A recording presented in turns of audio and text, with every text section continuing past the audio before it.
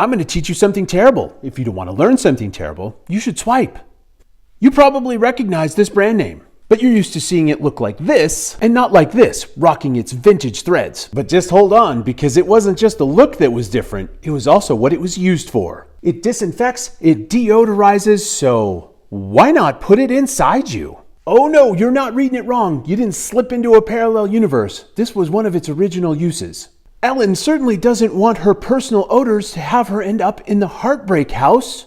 She wants to be like Anne and live in the honeymoon cottage where everything smells like, well, Lysol, I guess.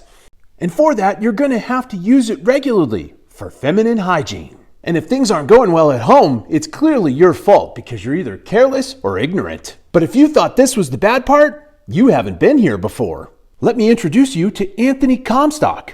His claim to fame was the Comstock Act and the Comstock Laws. If you've never heard of those, they essentially outlawed contraceptives of all types.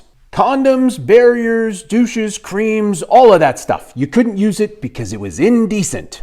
But laws aren't going to stop a company from making money, so they adopted a new kind of language. Did you have one neglectful moment? Carelessness? These words were adopted to mask the fact that it was going to be used as a contraceptive, thus forming a loophole around the Comstock Act.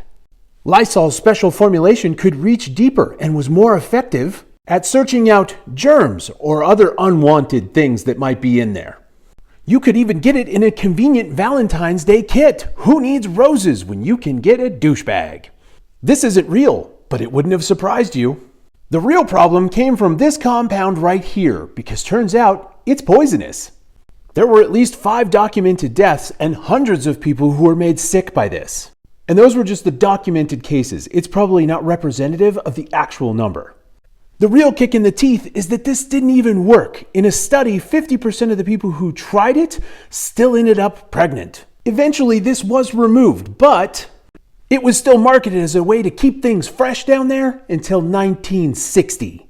And trust me, you probably haven't heard the last of this guy either, because his BS Decency Act is actually the basis for the current attack on mifepristone.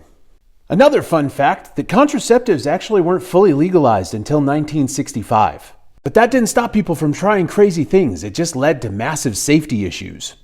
As always, thanks for learning with me. If you've got a question, you know what to do.